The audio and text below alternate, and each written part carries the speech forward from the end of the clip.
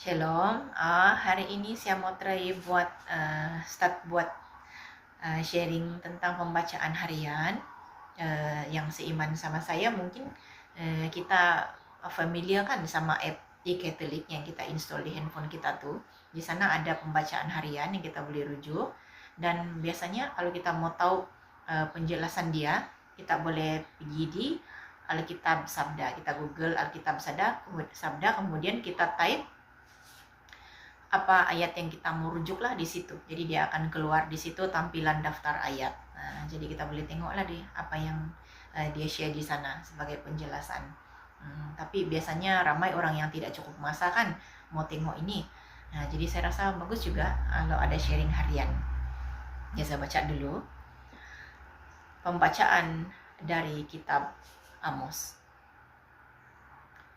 Lalu Amazia, imam di Betel, menyuruh orang menghadap Yerobiam, Raja Israel dengan pesan. Amos telah mengadakan persepakatan melawan tuanku di tengah-tengah kaum Israel. Negeri ini tidak dapat lagi menahan segala perkataannya. Sebab beginilah dikatakan Amos. Yerobiam akan mati terbunuh oleh pedang, dan Israel pasti pergi dari tanahnya sebagai orang buangan.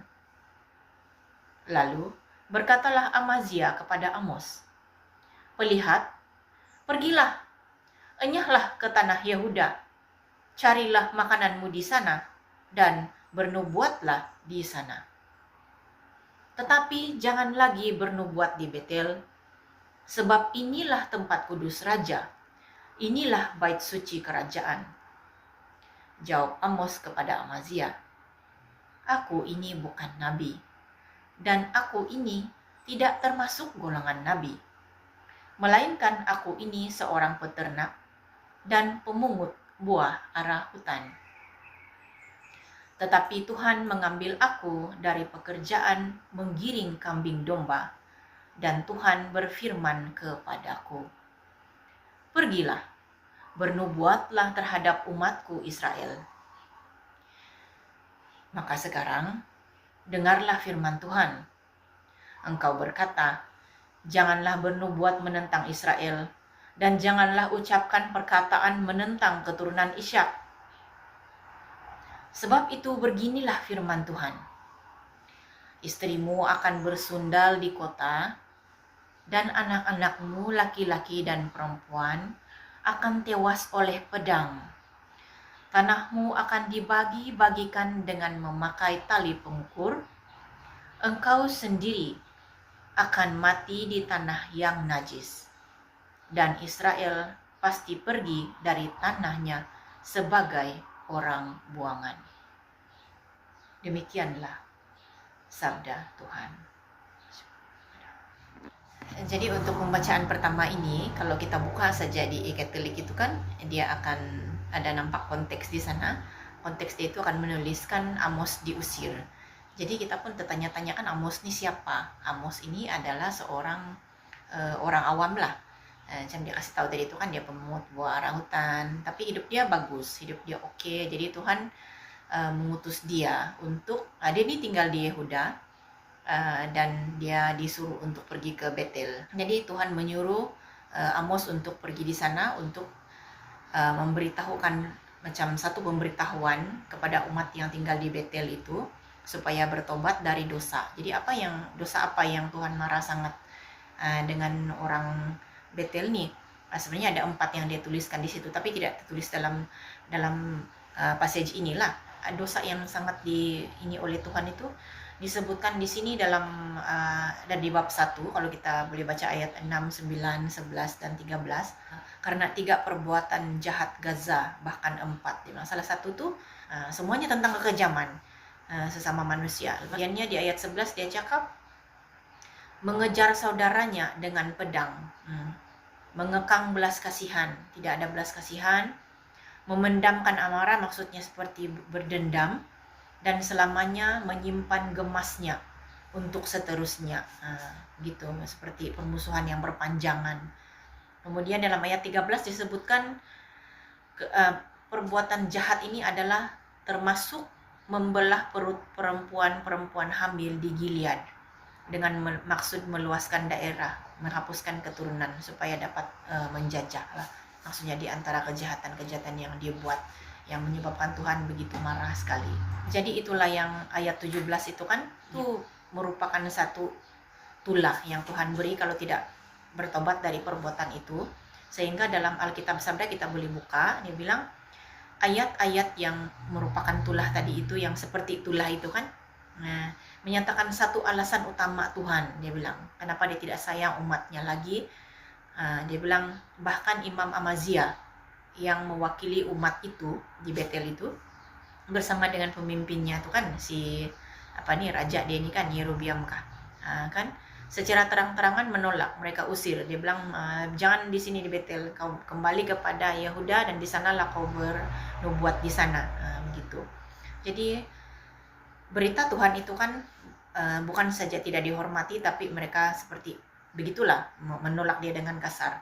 Kemudian moral dia adalah bagi kita adalah orang yang dengan sedar, dia bilang tertulis di sini, menolak firman Allah menyebabkan dirinya kena hukuman kematian kekal. Jadi walaupun mungkin kita belum sampai hukuman kematian kekal itu, di dunia pun kita sudah ada banyak mendapat kesusahan karena dosa yang kita buat, termasuk dosa-dosa yang disebutkan di sinilah. Walaupun kita tidak mungkin membuat dosa seperti itu, tapi kadang-kadang apabila kita susah, kesusahan yang kita hadapi itu kemungkinan itu adalah Tuhan menegur kita supaya kita kembali kepada Dialah. Kemudian di sini disebutkan akan tiba saatnya ketika permohonan syafaat tidak berguna lagi. Mungkin kalau kita sudah terlambat, kita tidak dapat lagi mengubah semua itu. Untuk pembacaan Injil 4 hari bulan Juli 2024, pembacaan daripada Matius bab 9 ayat 1 sampai 8. Ya, dimana kita boleh baca sendiri. Di sini konteks dia garis besar itu adalah orang lumpuh yang disembuhkan. Ayat 1, Yesus naik ke dalam perahu dan dia menyeberang pergi balik di kota dia. Kota dia itu sendiri yang bernama Kapernaum. Ya, tidak tertulis di sana.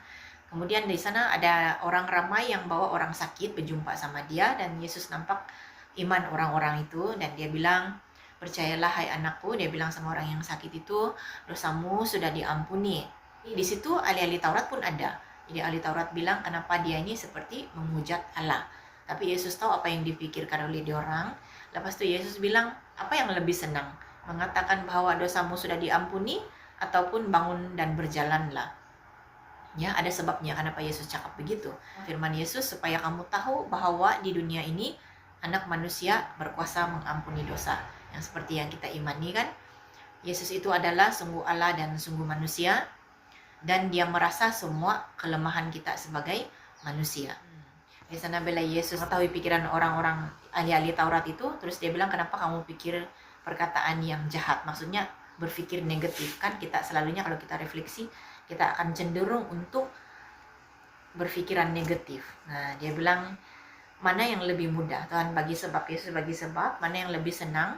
Kita mengatakan dosa sudah diampuni ataupun bangunlah dan berjalanlah. Maksudnya dia ingin memberi pengertian di sana. Pengertian dia itu adalah, dia bilang di sini kalau kita bukaan dalam tampilan Alkitab Sabda itu, dia ada menyebutkan Yesus mengutamakan penyembuhan jiwa daripada penyembuhan badan. Karena biasanya kalau kita lihat kan, kebanyakan penyakit yang kita dapat itu adalah disebabkan oleh pemahaman kita yang salah, ataupun daripada stres, ataupun daripada pola pikir kita. Di situ dia mengatakan bahwa apabila kita mendapat penyembuhan jiwa, ia juga mengandung janji untuk penyembuhan badan juga. Kita akan lebih senang kasih sembuh penyakit apa yang kita hadapi. Kebanyakan penyakit badan itu datangnya dari pikiran kita yang tidak tenang, banyak tekanan dan sebagainya. Mengampuni dosa pada dirinya, dia bilang lebih sukar daripada menyembuhkan badan yang sakit.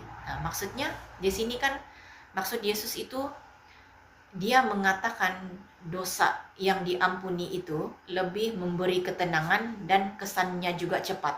Contohnya, kita mengalami kesedihan atau depresi karena kita ada dosa yang sudah lama. Bagaimana kalau pada masa itu kita mendapat kata-kata yang menghibur? Contohnya, kita minta maaf dari orang, orang bilang, tidak apa, saya maafkan kamu. Ataukah kita pergi sakramen pengakuan, dan padri cakap, dosamu sudah diampuni, pergilah dalam damai. Begini kan? Jadi perkataan yang melegakan hati kita itu, secara otomatis pada waktu itu juga kan, secara langsung dapat memberikan ringannya pada badan kita itu, sehingga dia sudah memulai proses penyembuhan untuk badan pada saat itu juga. Nah, itulah maksudnya, walaupun pengampunan dosa itu kita tidak dapat buktikan, tetapi perasaan damai, rasa bebas dari beban itu, perasaan itu dapat menyembuhkan kita secara langsung. Dosamu sudah diampuni, tetapi dia memberi kesan langsung kepada batin dan juga menyembuhkan fisikal manusia. Karena kebanyakan ataupun sebagian besar dari dosa itu semuanya berasal daripada pemikiran, kita punya jiwa yang luka, yang sakit. Disitulah yang kita dapat penjelasan kenapa apabila kita mengampuni orang lain, kita rasa satu beban lepas dari diri kita. Karena apabila kita menyimpan sakit hati itu kan, kita juga merasa satu benda yang tidak menyenangkan kita apabila kita mengingat kesalahan orang lain. Apalagi jika kita minta ampun, orang tidak mengampuni kita. Nah, itu juga mungkin salah satu daripada sebab kenapa kita mengalami sakit rohani, kurangnya kasih sayang dan perhatian. Nah, di situ tuh lebih menyangkut kepada rohani. Mengampuni dosa pada dirinya lebih sukar daripada menyembuhkan badan yang sakit. Karena badan yang sakit itu akan mudah disembuhkan apabila kita sudah membuat pengampunan, ada perdamaian di dalam hati kita.